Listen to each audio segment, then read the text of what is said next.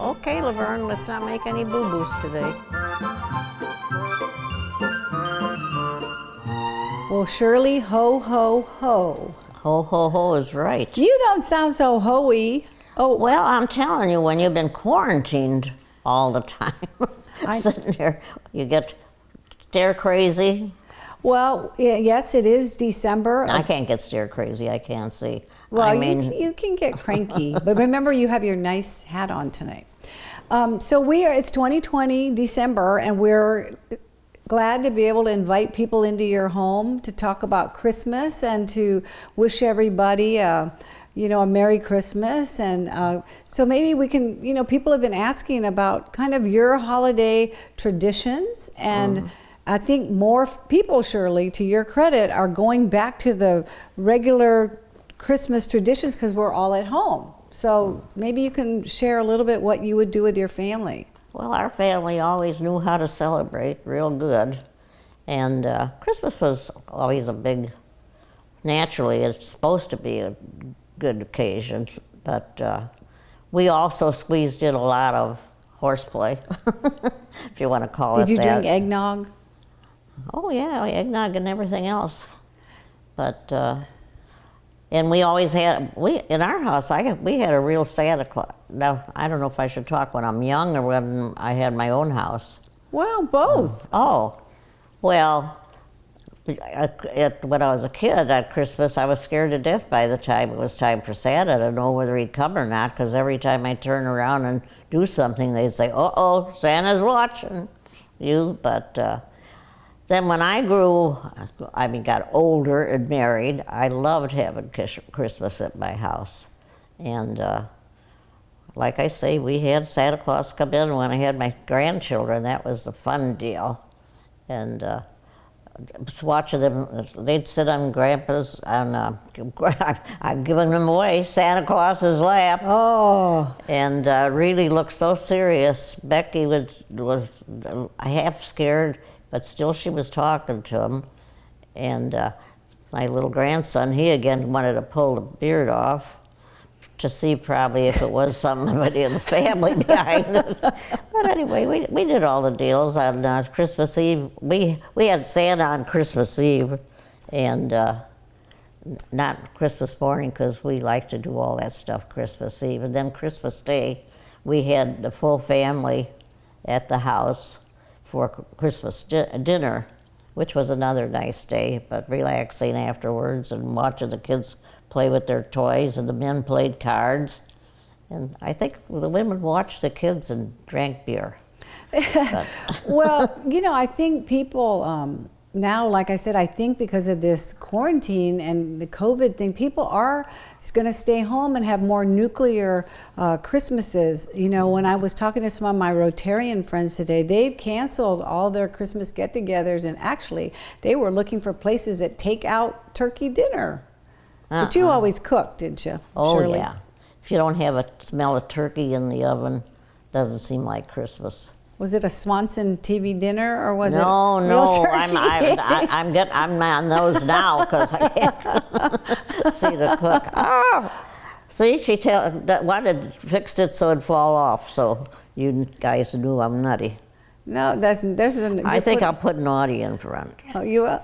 Or was that in No, front? that's naughty. That's good. Are you feeling naughty now, Shirley? I'm naughty for losing my hat. No, well, let me ask you. So people have always asked me, and I said, I just have to ask you. You had really two smart children who probably, you would tell them about Santa Claus. How did you finally tell them, there's no Santa Claus? Well, the kids aren't dumb. They usually know they're playing for the adults. they act like they believe. They like to act it until they're 21. Well, did you finally quit putting out cookies and milk and all that? Like, what age did you quit doing that with your kids? I never gave Santa Claus cookie and milk. You didn't? Mm-mm. Did you let him a beer? No, I figured he should do his job. I'm not going to do. Once a year, he can drop those toys off.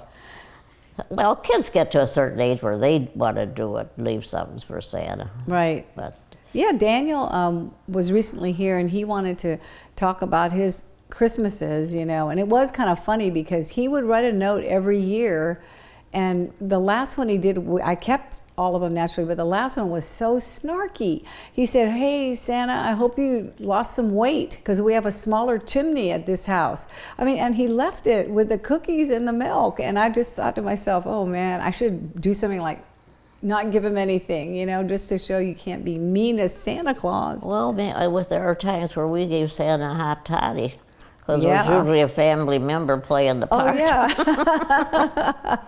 Well, so did your husband did it, and then Jerry did it, or No, who? my husband didn't do it. He didn't do it. Jerry did. Oh, well, that's nice.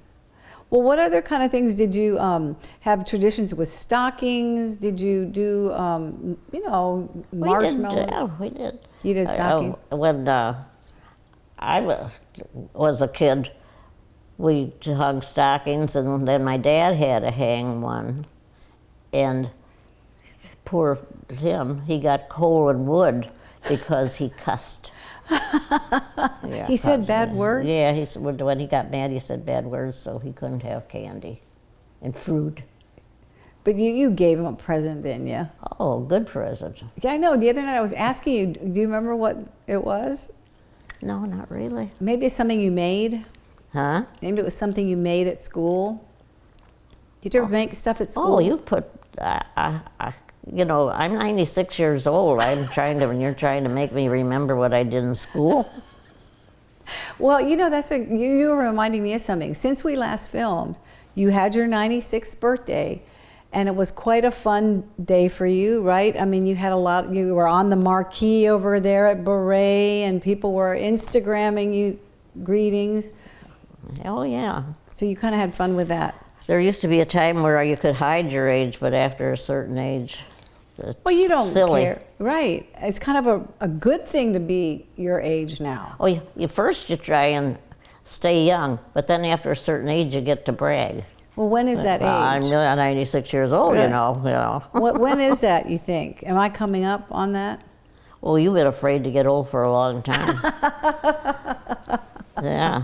When I first met you, your birthday wasn't too far after that, and you were Yeah. all upset. I was upset. Don't say how old I'm I not. I'm was. not. Oh, thank you. Think I'm not. Oh, you're being nice now. You're not being naughty.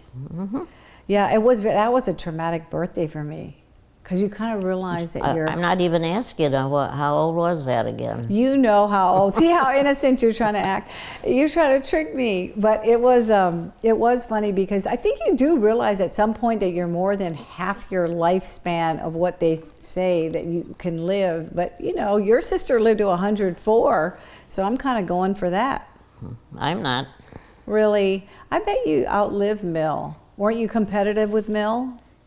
Do you want to see me want to commit suicide? No. What do you mean? Well, You I could- sure would before 110 or whatever you're saying. No, Mill was 104. Yeah. So you just have to, that would be another 9 years to beat her. You can do that. I don't want to do it. Well, you never know. You might want to. There's a girl that comes and sits with me, a lady, and she put it so nice. She said, something come on about dying on the TV or something, or doing that. And she says, well, what's wrong with dying? She says, you just, all of a sudden, instead of what's here now, you will die and you will see your husband and your daughter will be there. And she says, you just change from one life into another, so I'm going to go and see what they're doing. I know, but don't you have to do One it thing, now. we're making this sad. I was just gonna I'll say. be in tears. No. No. We'd like to tell the audience now what maybe was one of your happiest Christmases. How about that? Like when you first had Susan and it was her first. I brought Susan home Christmas Eve. Did you really? Mm-hmm. Oh. Well, she was a good, but my husband was in the service. He didn't see her until she was a year and a half. Then he went back and didn't see her until she was 3. But your mom was home, right? You had your mom and everybody. Yeah. But in the time that he was there, my father died Aw. of pneumonia. So that's not good talk either. But my father was a charm. He was a funny guy. Who said bad words? Well, yeah, but he didn't mean it. Aw. It was an accident. It was. Not really, really bad, but I know. What is bad to you? You're pretty strict on what's a bad word. And he probably just said shoot. Did he say that?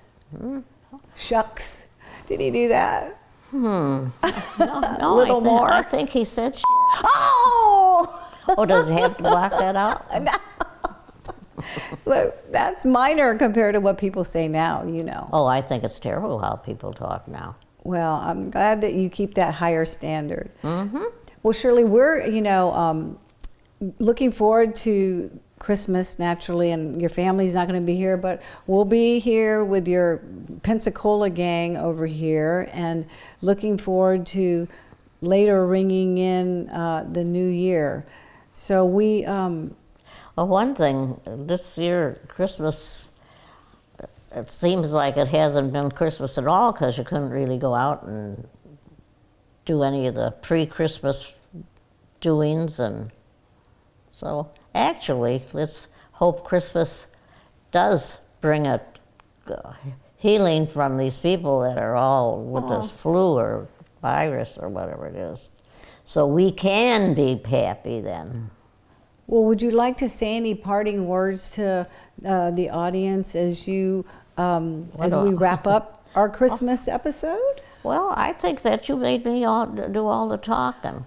You sit there and ask me silly questions, and I have to give you silly answers. I don't think your answers are silly, really. Now you're being naughty. You have to turn the hat around and be nice.